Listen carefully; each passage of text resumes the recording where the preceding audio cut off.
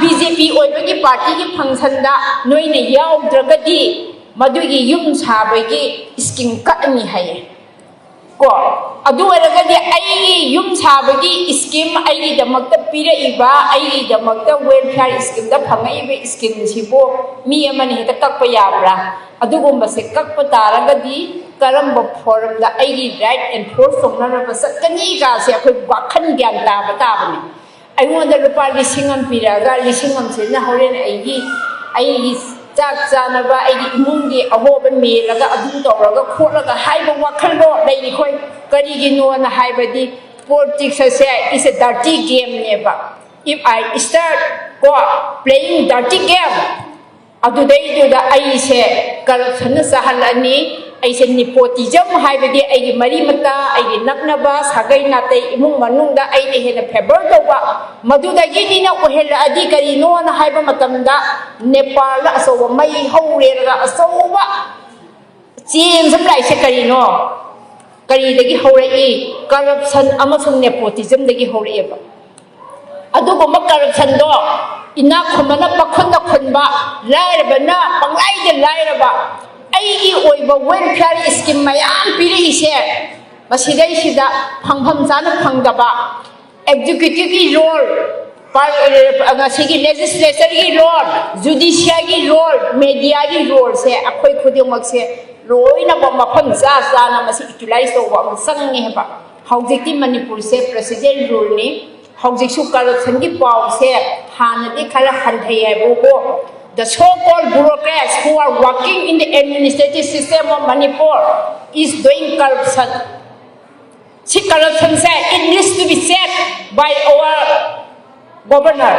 Masi check kahongdaba taragadi. Hojiksu akoy yamna nusa thiningai ne government ni policy ne program da yengse akoy na asuk waraba matam sida akoy na eviction se mafang khudingi loi setiko yamna phai amaromda unauthorized eviction se unauthorized occupancy se unauthorized possession se timely akoy eviction tawba karigino haiba matamda proper government am lairadi aigi mari matani aigi inegi ni aigi isagi ni aigi adugi ni dana haidana they will give protection hojik yam phari basigi namada akoy na kharai hena in depth yenga section ba matham dai karigino di election yam laksala ngasai yum sidokpada victim oiraba mi mayam se moi paisa leijadabanina sidesida IDP mayamgi paisa su leitri phajana sanganri moi se fabricated house lehni moi gi masagi oiba own house moi leitri leitaba mayam sigi paisa leitadana moi pidri lupa lakh tara pigadabda ahum pini adu pi tawda adu pini haiba akoi media dagi mayam tari ko sigi maraksida akoina yum sidopagi eviction sina seking phangraba victim mayam su laeba akhoi mayam se sigi unrest ki phibam sida akhoi mayam se confusion da awaba da dum haidabane ba karina haidari no haiba matamda adugumla pa victim mayam do adu dei juda hayang political gi leaders su paisa paiba senjau paiba sinsina politics ki marun da ne paisa se amu lon na ta khong amu thadara kineba aduna makhoyi asoba campaign ama mo oirapturineba aduna mache wakhan khanba ma sarkar oyeba aduna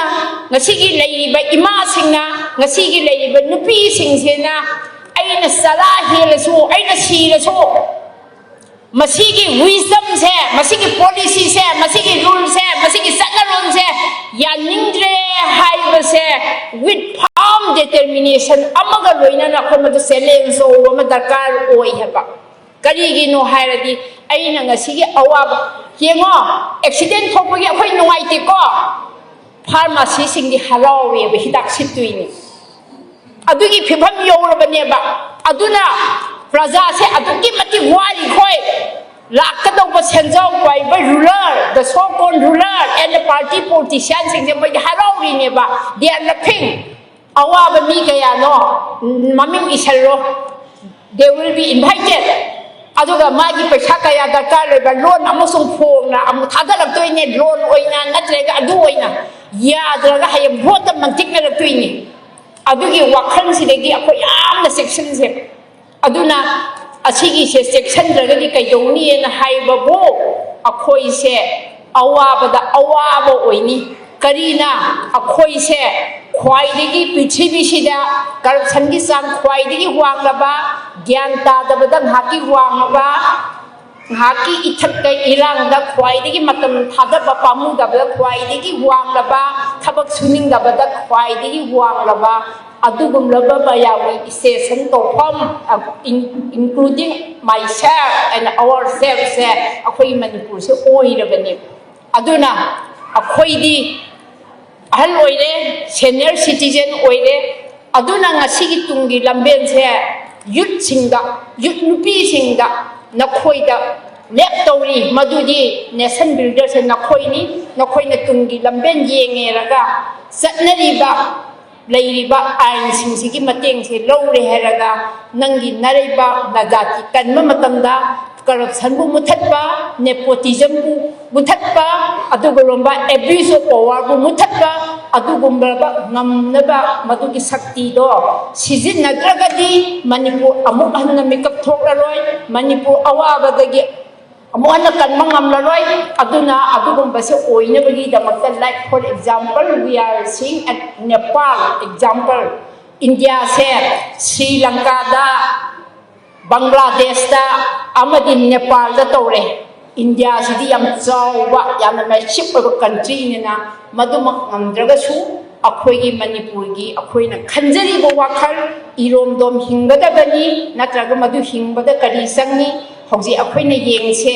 Manipur administration ꯇꯧꯔꯤꯁꯦ 90% share and ꯁ꯭ꯇꯦꯠꯀꯤ 10% ꯁꯤꯌꯥꯔꯁꯤꯅ ꯃꯅꯤꯄꯨꯔ ꯑꯦꯗꯃꯤꯅꯤꯁꯇ꯭ꯔꯦꯁꯟꯁꯦ ꯇꯧꯔꯤꯑꯕ ꯑꯩꯅ ꯗ hall ꯃꯅꯤꯄꯨꯔꯁꯦ ꯑꯩꯒꯤ ꯈꯨꯠꯇ ꯑꯩꯈꯣꯏꯅ ꯆꯂꯥꯏꯖꯒꯦ ꯍꯥꯏꯔꯒꯁꯨ ꯃꯗꯨꯗ financial package financial resources ꯆꯪꯕꯅꯤ나 ꯃꯗꯨꯒꯤ ꯔꯤꯁꯣꯔꯁ ꯔꯤꯚꯤꯅ꯭ꯌꯨꯗꯨ ꯂꯩꯇ꯭ꯔꯒꯗꯤ ꯑꯩꯈꯣꯏ ꯃꯁꯦꯟꯁꯦ ꯄꯥꯈꯠꯇ ꯈꯠꯅꯕ ꯄꯥꯍꯥꯠꯇ ꯍꯥꯠꯇꯣꯛꯅꯕ ꯑꯉꯝ ꯑꯉꯝ ꯁꯦꯠꯅꯕ ꯑꯗꯣ ꯑꯀꯣꯟꯕꯗ ꯑꯩꯈꯣꯏꯒꯤ ꯖꯥꯇꯤꯁꯦ ꯂꯩꯔꯝꯃꯦ ꯍꯥꯏꯕꯗꯒꯤ ꯃꯨꯠꯄ ꯑꯗꯨꯒꯨꯝꯂꯕ ꯃꯨꯠꯅꯕꯒꯤ ꯍꯤꯗꯟ ꯑꯦꯖꯦꯟꯗꯥ ꯁꯦꯟꯇꯔꯗ ꯂꯩꯔꯛꯄ ꯑꯣꯏꯔꯒꯁꯨ ꯃꯗꯨ ꯄꯨꯝꯅꯃꯛ ꯊꯦꯡꯅꯕ ꯍꯥꯏꯕꯁꯦ ꯑꯩꯈꯣꯏꯒꯤ ꯋꯥꯈꯜꯅ ꯑꯥꯏꯗꯤꯌꯥꯅ ꯊꯦꯡꯅꯒꯗꯕꯅꯤ ꯍꯧꯖꯤꯛꯇꯤ AIꯒꯤ ꯃꯇꯝꯅꯤ artificial intelligenceꯅ ꯁꯤꯡꯉꯤꯕ artificial intelligenceꯅ ꯑꯩꯈꯣꯏꯒꯤ dominate ꯇꯧꯔꯛꯏꯕꯁꯦ ꯃꯗꯨꯕꯨ ꯑꯃꯨꯛ dominate ꯇꯧꯅꯕ ꯋꯥꯈꯜꯁꯦ ꯉꯁꯤꯒꯤ ꯌꯪꯁꯇꯔꯁꯤꯡꯗ ꯁꯤꯟꯅꯔꯒ ꯃꯅꯤꯄꯨꯔ ꯀꯟꯕ ꯉꯝꯕ ꯑꯣꯏꯕꯤꯌꯨ ꯍꯥꯏꯗꯅ ꯏꯆꯥꯁꯤꯡꯒꯤ ꯃꯐꯝꯗ ꯑꯩ ꯑꯄꯤꯜ ꯇꯧꯖꯔꯒ ꯃꯇꯥꯡꯁꯤꯗ ꯇꯦꯟꯁꯤꯟꯖꯒꯦ ꯄꯨꯝꯅꯃꯛꯁꯨ ꯈꯨꯔꯨꯝꯖꯒꯦ